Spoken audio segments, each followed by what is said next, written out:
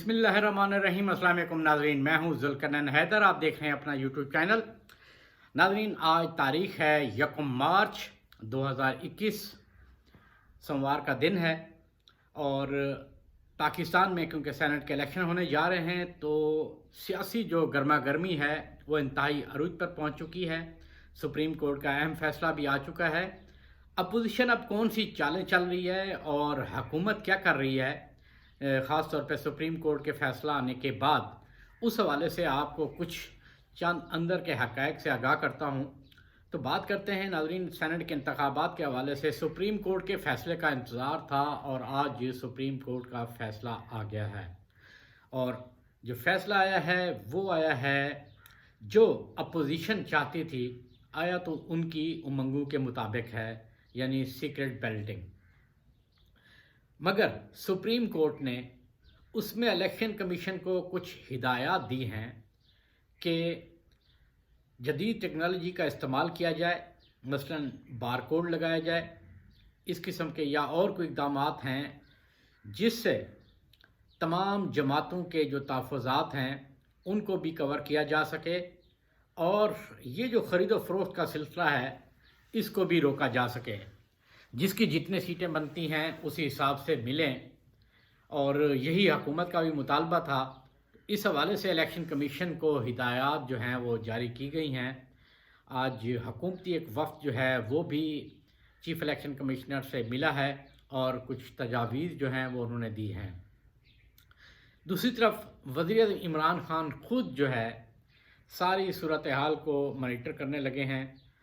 और आज उन्होंने सारा दिन पार्लियामेंट हाउस में गुजारा है, जहां वो मुख्तलिफ़ अरकान असम्बली से भी मुलाकातें करते रहे हैं। एक तरफ तो उनके मसाइल की हल्की यकीनदानी, दूसरा इस बात को भी यकीनी बनाया जाता रहा है कि वो जो है वोट सिर्फ़ और सिर्फ अपनी ही पार्टी के लोगों को दें, ना कि किसी और को। दूसरी तरफ जहाँ से बड़ी अहम खबरें आ रही हैं वो है नाज़रीन अपोजिशन की चालें। साबिक़ सदर आसिफ अली ज़रदारी गुज़िश्ता रात ही इस्लामाबाद पहुँच गए थे और उन्होंने शहर इक़्तिदार में अपने डेरे डाल रखे हैं और मुसलसल रवाबित जो हैं लोगों के साथ वो भी जारी रखे हुए हैं। और साथ ही साथ आज रात को एक डिनर जो है वो दिया गया है पीएस पार्टी की जानिब से। जो पीएस पार्टी के तमाम अरकान असम्बली हैं, सिंध हाउस में उनको बुलाया गया है कि वो शामिल हों और वहाँ पर उनको हिदायत जो हैं इलेक्शन के हवाले से वो जारी की जाएंगी कि इलेक्शन में क्या करना है। ज़राए ये भी बताते हैं कि साबिक़ सदर आसिफ अली ज़रदारी की जानिब से पीपल्स पार्टी के अरकान को हिदायत भी जारी की गई हैं कि वो कोई भी अननोन नंबर जो है वो अटेंड ना करें, यानी किसी से भी राब्ते में ना आए। ये उन्होंने अपने अरकान को तलकीन की है कि वो सिर्फ़ और सिर्फ पार्टी के लोगों के राब्ते में रहें और किसी भी लोगों के राब्ते में ना आएँ। मरीम नवाज़ जो हैं कल वो भी पहुंच रही हैं इस्लामाबाद में, और क्योंकि पीटीएम ने भी इशाइये का ऐलान कर रखा है, वो भी होना है जहां तमाम अपोजिशन की जो 11 जमातें हैं जो पीटीएम में शामिल हैं वो उसमें शिरकत करेंगी। उनके जो अरकान असम्बली हैं वो शिरकत करेंगे और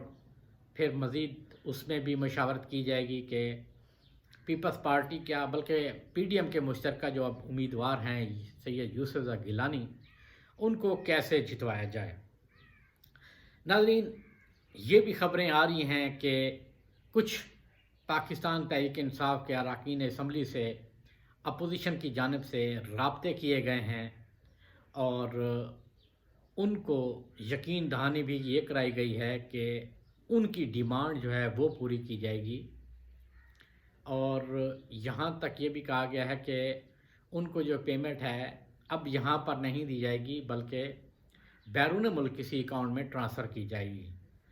आपको याद होगा एक वीडियो सामने आई थी जिसके बाद अब तमाम जो अरकान असम्बली हैं वो बड़े मोहतात हो गए हैं। तो अब तरीका वारदात जो है वो तब्दील करने की कोशिश की जा रही है कि जो भी पेमेंट होगी वो बैरून मुल्क ही अदा की जाएगी। उस पर भी नज़रें तो ज़रूर हैं مگر اپوزیشن یہ کوشش کر رہی ہے کہ کسی طریقے سے یہ کوشش کی جائے کہ جو خاص طور پہ ایم کیو ایم ہے ان کو قابو کیا جائے، کیونکہ ایم کیو ایم کو بھی آفر پیپلز پارٹی کی جانب سے دی جا چکی ہے کہ ہم ان کے 2 سینیٹر جو ہیں وہ منتخب کروا سکتے ہیں سندھ سے، اگر وہ مرکز میں پیپلز پارٹی کا ساتھ دیں۔ اور ایم کیو ایم حقیقت یہی ہے کہ ایم کیو ایم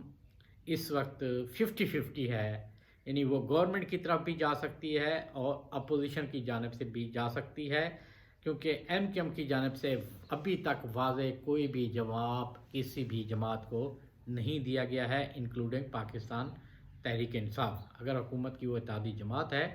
مگر پھر بھی سندھ کے اندر کیونکہ پاکستان تحریک انصاف کے اپنے ہی لوگ پارٹی سے ناراض ہیں، تو وہاں بھی صورتحال جو ہے سندھ کے اندر وہ خراب ہے۔ اندرون خانہ اختلافات چل رہے ہیں اور اختلافات کی وجہ گورنر سندھ ہی بتائے جاتے ہیں، تو حکومت کے لیے بھی انتہائی مشکل وقت آ پڑا ہے۔ ایک یہ کہ اتحادی جماعتیں نہ انہیں دھوکہ دے جائیں، اور دوسرا پاکستان تحریک انصاف کے تقریباً 10 کے قریب لوگ ہیں جن کے بارے میں اپوزیشن کے لوگ کچھ دعویٰ کر رہے ہیں کہ وہ سید یوسف رضا گیلانی کو ووٹ دے سکتے ہیں بجائے اس کے کہ وہ حفیظ شیخ کو دیں۔ اس کی بنیادی وجہ یہ ہے کہ حکومت کے لوگ یہ سمجھتے ہیں کہ حفیظ شیخ کا پاکستان تحریک انصاف سے کوئی تعلق نہیں ہے، وہ باہر سے آئے ہیں اور جب یہاں سے فارغ ہوں گے باہر ہی چلے جائیں گے، ان کا پاکستان سے کوئی لینا دینا نہیں ہے، ہم نے یہیں رہنا ہے، باقی لوگوں نے بھی یہیں رہنا ہے، تو کیوں نہ اپنا ووٹ جو ہے کسی ایسے شخص کو دیا جائے جس سے ہمارا واسطہ پڑتا رہے اور جو ہماری بات بھی سنے۔ پارٹی کے اندر یہ جو چیز ہے، یہ چیز حفیظ شیخ کو نقصان بھی پہنچا رہی ہے۔ انتہائی ذمہ دار ذرائع کے مطابق کہ کچھ جو یعنی پاکستان تحریک انصاف کے وفاقی وزراء ہیں، ان میں بھی یہ چیز پائی جاتی ہے کہ حفیظ شیخ کو ووٹ نہ دیا جائے، حفیظ شیخ کو ہرایا جائے، اس کی نسبت یوسف رضا گیلانی کو ہی ووٹ دیا جائے۔ اس وقت جو ہے شدید گرما گرمی چل رہی ہے، پاکستان تحریک انصاف اس وقت اس میں کوئی شک نہیں ہے، پریشان بھی ہے، کوشش کر رہی ہے۔ اس کی سب سے بڑی وجہ یہی ہے، وہ ہے پیسہ، جو عام طور پہ ہم محاورہ بھی کہتے ہیں کہ پیسہ پھینک تماشا دیکھ، وہی صورتحال جو چل رہی ہے۔ اس وجہ سے پاکستان تحریک انصاف تھوڑی سی پریشان ہے کہ اگر پیسے نے اپنا کمال دکھا دیا تو پھر بہت ہی مشکل ہو جائے گا، اور اس وقت تمام کے تمام جتنے بھی بڑے لوگ ہیں وہ اسلام آباد میں پہنچ چکے ہیں، اور کوشش کی جا رہی ہے کہ کسی بھی طریقے سے یقینی جو صورتحال ہے اس کو بنایا جا سکے کہ ووٹ جو ہے وہ کدھر جائے۔ اپوزیشن اپنے طور پہ کوشش کر رہی ہے اور حکومت اپنے طور پہ، کیونکہ حکومت اب 2 مازوں پہ لڑ رہی ہے، ایک اتحادی جماعتوں کے ساتھ، دوسرا ان کے اپنے بھی لوگ ہیں۔ یہ بھی سننے میں آیا ہے کہ اپوزیشن یہ بھی چاہ رہی ہے کہ کچھ لوگوں سے رابطہ کیا جائے کہ کے پی میں بھی ان کی سیٹنگ کی جائے، جیسے کہ پنجاب میں ہوا ہے بلا مقابلہ، تو کے پی سے بھی بلا مقابلہ ہی ہو جائیں۔ تو اس وقت جو توقع کی جا رہی ہے کہ